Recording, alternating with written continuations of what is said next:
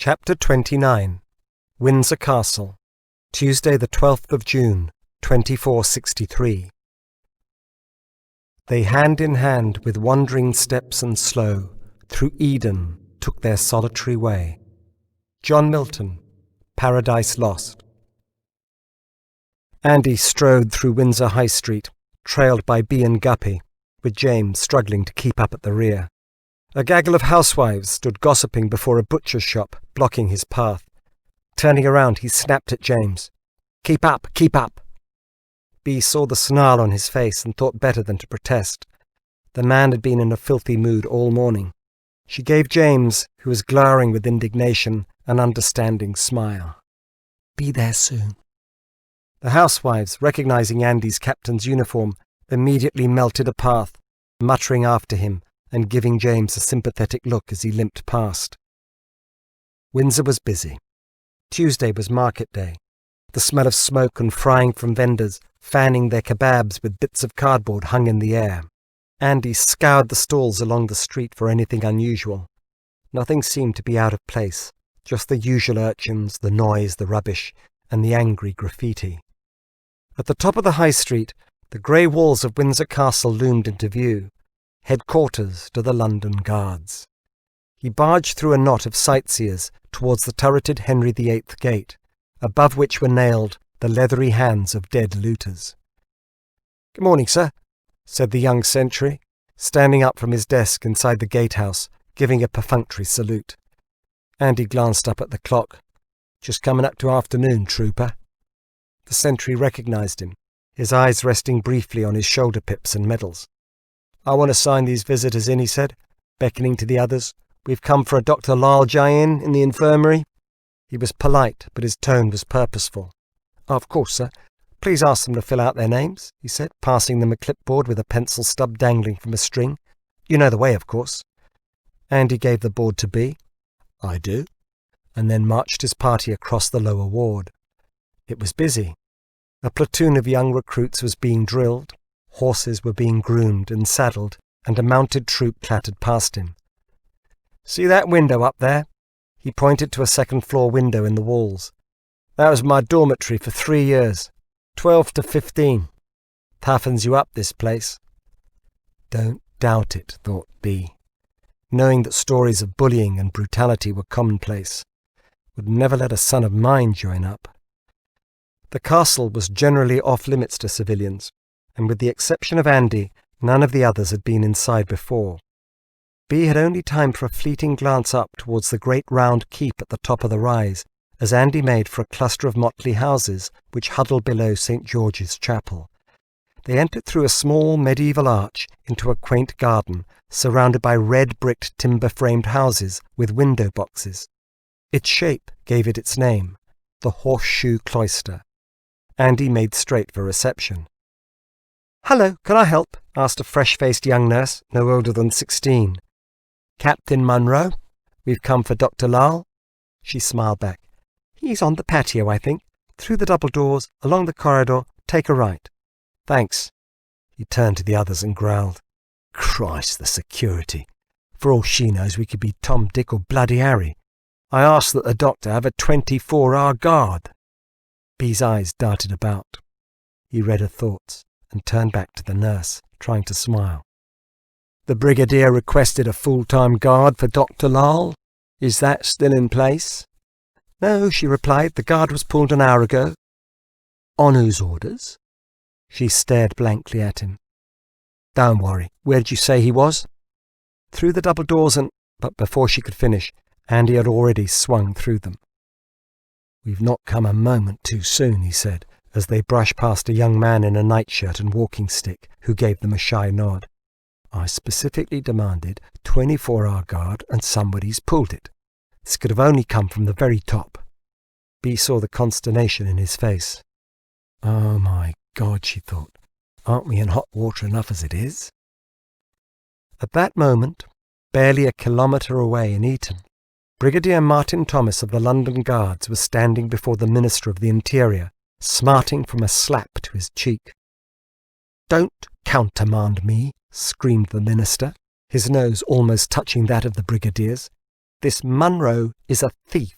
A thief, do you hear? Why isn't he here? Summon him now. We've tried, but he's not answering his radio. He could be diving. I know he does that. Does he? And who allowed this Dr. Jain to be admitted into your hospital? Captain Munro. Captain Munro! The minister swung another slap to the same cheek, and grabbing him by the collar hissed, If you're involved in any of this, I'll have your fucking family dig your grave and watch you shot, understand? The brigadier blanched and nodded. Take us there now. The party entered onto the small patio. Alone on a wheelchair, in the shade of one of the chapel's buttresses, sat the doctor, shoulders hunched, looking morose and despondent. Doctor? Startled, he looked up. Andy! B! He hailed them, taking off a straw hat and putting down a book. Guppy and James too, am I glad to see you? He tried to appear jovial. A rug was cast over his waist, at the bottom of which protruded a pair of bare, hairy feet. He extended his hand. Forgive me for not standing up, but let me shake the hand of the brave man who has saved my life not once but twice. However, when he saw Andy's grim expression, he frowned. His eyes searched those of the others. What's wrong? We've come to get you out of here, said Andy. Take you away. Take me away? But why? I'm not fully recovered, and where to? Andy leaned down. You're in danger here. It's not safe. Not safe? Lal forced a laugh. But this is a fortress. This, your HQ, 3,000 guards must be barracked here. Andy straightened up. Tell him, B. He glanced around. They were in a cul-de-sac, and he wore only his sidearm. Caught here, they wouldn't stand a fighting chance. She hunkered down and gently took his hand. The last time she had seen him, she had believed he was bleeding to death. Doctor, last Wednesday, I made my way to Windsor to meet Major Harrison. I think you know him. He nodded. I asked him to check out a flight which had arrived in Birmingham Airport the Thursday before last, and a woman called Gabrielle Krause. It was not much to go on, I know, but what he told me raised my suspicions. When I returned back to London that night, I spoke to Andy about it and then, well, as you know, came back to trouble. The doctor had a puzzled frown. And? I asked him to keep his eyes and ears open for anything else suspicious. Anyway, he contacted me yesterday to say he had heard that 3 more private planes had arrived in Birmingham, which is in itself very unusual, full of what appeared to be Indian security men, and let's not forget that the 4 in the underground were also probably Indians. The doctor's look darkened, and he bit his bottom lip as he tried to grasp what B had just told him. It is true, my friend, confirmed Guppy, who was still glistening with perspiration from his forced march. We think they might be the backup of the 5 who stormed the palace. Andy killed 4 of them. This time there are at least further 30. And do we know where they are? Can we find out? A slim chance, but let's assume they're after you and the data spheres. Guppy's eyes locked onto Lal's. And that's not all. There's more? Afraid so, said Andy. The guards have been keeping a covert observation on the National Gallery. 2 nights ago they captured 3 Chinese mercenaries who'd sneaked back into the place. So they came back? Said Lal. Yes, the same 3. Our boys, as you can guess, were mightily pissed off, and after a night's interrogation one of them cracked. He told us that they were in a special unit sent to find some data spheres. But one of the last things he coughed up was that they were trying to get them before some Indians. By the way, I've got the case and the data spheres. They're safe. Lal sighed with relief. I was going to ask. And one more little thing. These Chinese had orders to kill you. He groaned. Me? Yes, you. And I'm getting persistent calls on the radio to report in immediately. I don't like it. Something's up. We've got to go. Wonderful, said Lal. So now I'm wanted dead by both Indians and Chinese. Looks like it. Andy caught the slightest flicker of a twitch under the doctor's eye. The strain was showing again. My friends, said Lal, I'm very sorry that you've all become embroiled in this. I'm sorry this damned case was ever found. You're all putting yourselves in danger by coming here. You must keep out of this. They can have their damned case and data spheres if they want them so badly. Look, I'll be glad to hand it over to them personally and then take my chances." Andy was getting agitated and went behind the wheelchair. "Doctor, later, Doctor, later. You can make your speech once we're out of here." "Doctor," solicited Bea, "how bad is your wound?" "How bad?" He lifted his rug, peeking down, trying to make light of it. 10 centimeters higher, and my manhood might have been blown away. Can't walk, I'm afraid." Bea caught Andy's eye. This would make things more difficult. "And I can't go out like this," he remonstrated. "I need some clothes." "No time," said Andy, cutting him off in mid-sentence. "We'll get you a change later." "No," he protested. "Leave me here. I can handle myself. I don't want you to get involved." Guppy spoke. "I wish it was so simple." He looked at his old friend sternly through his bushy eyebrows. "Do you think for a moment that these people will stop just at you? Not a chance. They'll come after me, then Bea, then James, then Andy. Anyone who had anything to do with this. Oh, and Fayong was found dead." Lal closed his eyes. "No." "Yeah," said Andy. "Some waterman found his corpse washed up on the riverbank near Greenwich. Been dead for days. Seagulls got their attention. Now, let's go." Lal shook his head. "I'm sorry, truly sorry." But no one took any notice as they turned their heads towards footsteps crunching on the gravel path. It was a nurse and an orderly crossing to another building. "How much do the police know?" "Well, we told them as much as we sensibly could," answered Andy. "What do they know about Maria?" The others exchanged uncertain glances. Lal sensed they were holding something back. He repeated, "Do they know about her?" Bea was the first to answer. "Not yet." She corrected herself. "Not the full story. We just told them she was missing." Lal's eyes widened. "What? Don't they know that she's dead?" "Well, it was in self-defense," she pleaded. He saw the fear in her eyes. Poor girl's petrified, and with good reason. She had killed her. He deliberated for a few moments. "Where's the body?" "Still in the tower," said Andy. "Before the guards arrived, I dragged it into one of the storerooms. It's in a chest covered with some tarpaulin. Do for a couple more days, then we'll have to get rid of it before it stinks the whole place out." Lal had been haunted by semi-conscious memories of Andy dangling her head before him. He felt drained and crushed. Her head, too. "I have it in my lady's place, packed in ice." Lal's shoulders sagged. Andy leaned over the wheelchair and spoke into his ear. "Doctor, we had only a short time to decide. I examined her head, felt under her hair. Something small and hard was sticking out at the base of her cranium. I figured it could be important." Lal's stomach turned. He remembered that while they were lying entwined in the sheets, he had twice started to run his fingers through her hair, and both times Maria had gently nudged his hands away. During the past few days, through the haze of painkillers, he had been brooding, trying to make sense of her parting words to him. "If you think your wife and kids were really killed by kidnappers, you're a bigger fool than I think you are." Those words had gnawed at him. How was that possible?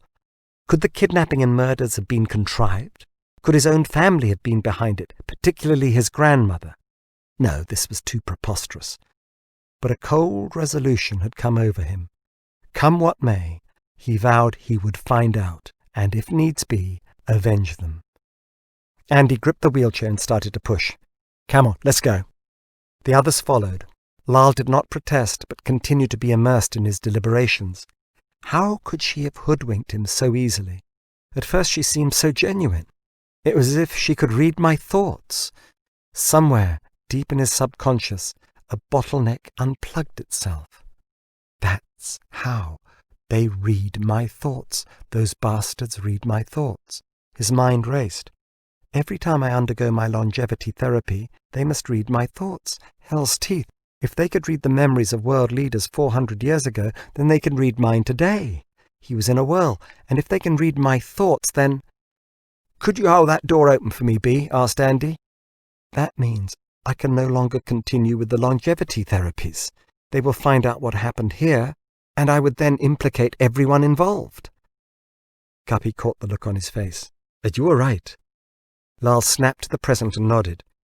If he could no longer undergo the therapies every 3 years, then his body would react, and he could be dead in 5 years, definitely 7. He smiled wryly to himself. In the light of immediate circumstances, they all might be dead much sooner.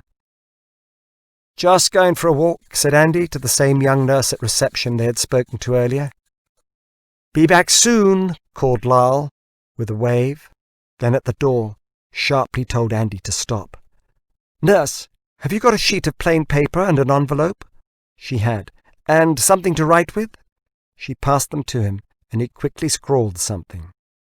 "I'll be back in 20 minutes, but if anyone asks for me—" He folded the paper into the envelope and handed it to her. "Please give him this." Once they were outside, he said, "Before we go anywhere, there's something I must discuss with you all. Is there a quiet place around here?" "Doctor," said Andy, gritting his teeth, "with respect, we don't have time for debating." He raised his hand. "This is important. I'm sure we've got 5 minutes." Andy glanced at the others. The chap was quiet. He wheeled him up the cobbled path towards the porch of St. George's Chapel. Inside it was dark and cool. Several guards were in the pews, on their knees in prayer.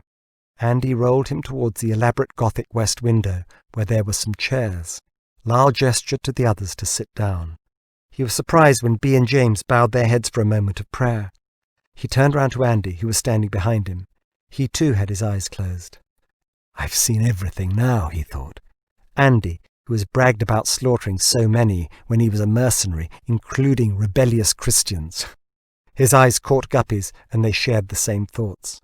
Why did these people still stubbornly believe in someone executed 2.5 millennia ago had come alive? Lal took a moment or two to gather himself, but when he did speak, he spoke quietly and clearly. "My friends, we've come to a fork in the road.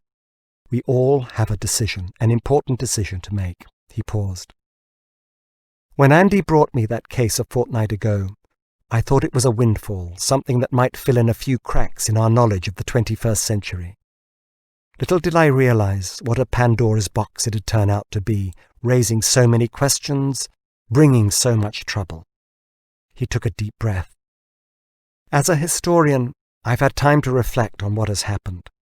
The discovery of this case casts new doubts on old certainties, which for me are disturbing, profoundly disturbing. We had always assumed that London was destroyed by a software malfunction on an American stealth satellite. Wrong. I now think that this Marshal Lee, a Chinese dictator, was somehow behind it." He saw the looks of bewilderment on their faces. "We were given to believe that Sanjay Dutt died several years later. Wrong. He was probably killed in Piccadilly Underground trying to catch Larry Brubaker, but his mind and memories had been stored separately and continued to be passed down in other bodies. I had always believed that the Foundation was a more or less beneficent organization whose generosity helped fund projects like ours. I had accepted all these premises without too much questioning." He shook his head sadly. "It had always puzzled me why we historians knew less about the last 300 years than the 300 years preceding that. Yet when I think about it, there were plenty of clues and signposts on the way." Bea frowned. What do you mean by clues and signposts?" Andy took a long breath to contain his temper and looked upwards at the intricately interlaced perpendicular Gothic ceiling. He wasn't appreciating it. "I'll give you an example." "Doctor," interrupted Andy, "if you don't mind, we need to get you out of here as quickly as possible." Lal nodded. "I'll be quick, 2 minutes." He pinched the end of his bearded chin. "For example, in the late 21st century, the world population was nigh on 12 to 13 billion. People said at the time it was unsustainable. I don't know. They may well have been right." He shrugged his shoulders. "But a century later, it was less than 2. This was a calamity for humanity. We had always been told it was because we had lost our resistance to mutating diseases and newer forms of bacteria and viruses. I'm now beginning to suspect that the lives of billions of our forefathers might have been ended prematurely."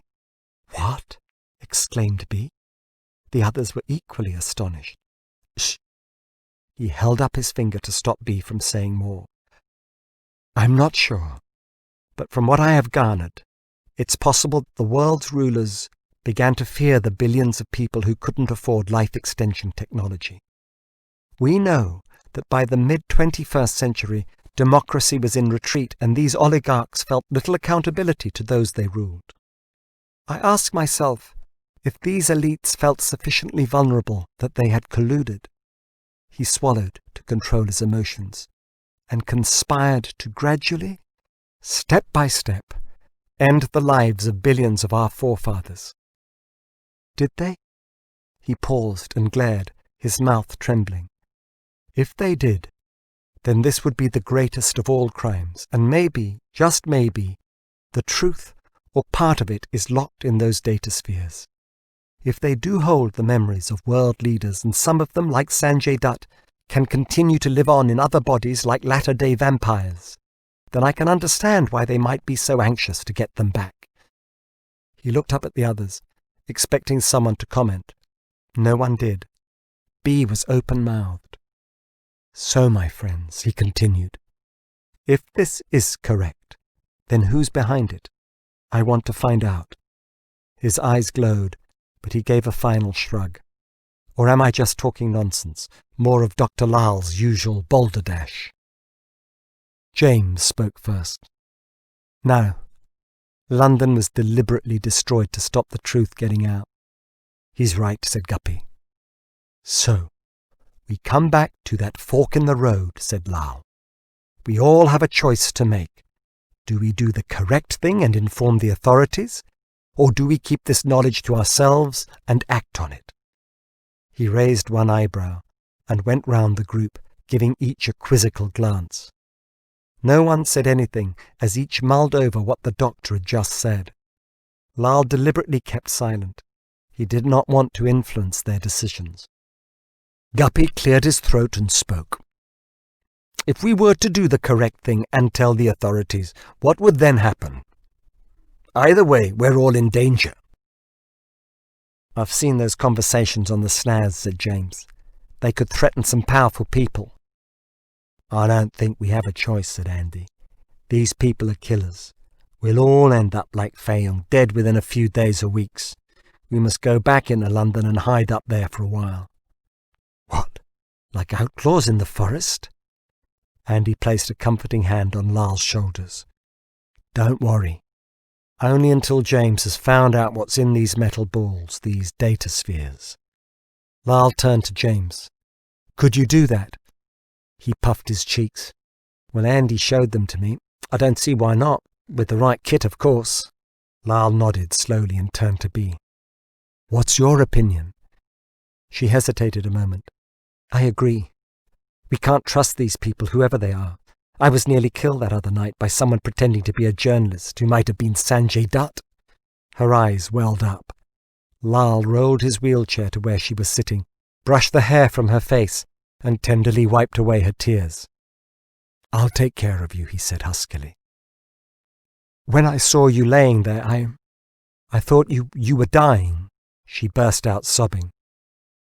Andy noticed that a couple of guards had turned their heads towards them, and the sight of the doctor and B cosseting each other made him squirm. Doctor, he said in a low voice, but with a steely edge. Lal glanced round at him. Don't worry, B. I'll protect you. He continued holding her hand, hoping he sounded more convincing to her than he did to himself. Christ, thought Andy, looking on. She's not going to bloody throw herself at him again, is she? He shook his head. It left Guppy. I'm with the rest of you. Lal breathed in deeply.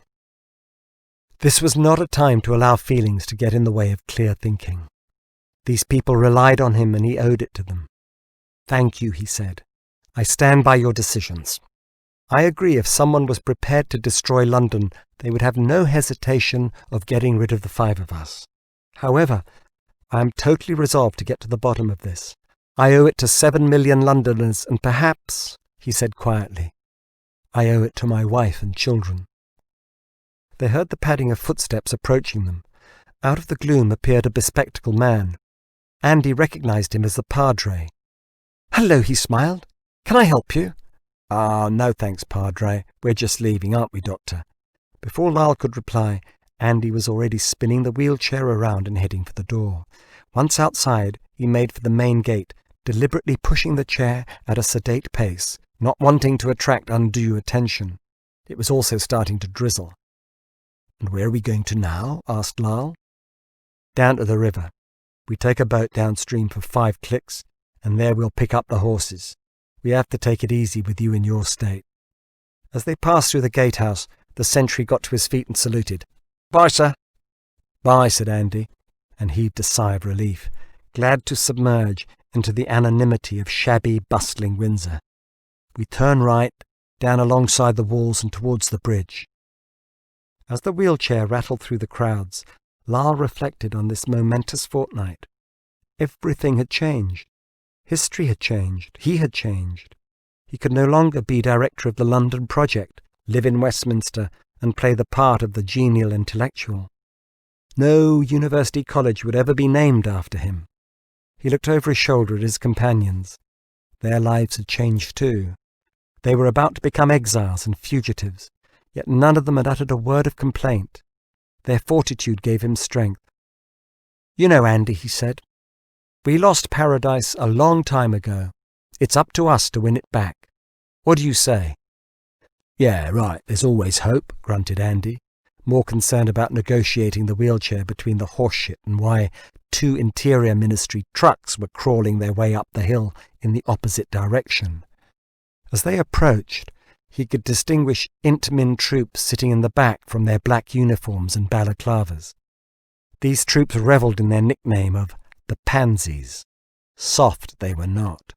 They possessed a ferocious reputation and had continuously suppressed any grumblings of rebellion or dissent from the disgruntled populace. As the first truck passed, he saw sitting in the cab Brigadier Martin Thomas, who stared glumly back at him. Andy thought he saw a gash under his eye. Next to him was a man in civilian dress whom he didn't have time to recognize. If the Brigadier had seen him, then he gave no hint. Disconcerted, Andy waited and watched them grind by, their electric motors clicking, honking agitatedly as they pushed their way through the throng. After they had passed, he whistled under his breath. "Bloody hell, we didn't leave it a moment too soon." 4 minutes later, the trucks had drawn up at the gatehouse. "Sir!" The young sentry sprang to attention, snapping a sharp salute. The Brigadier touched his cap. "Let us through, trooper," he drawled, "and the truck behind.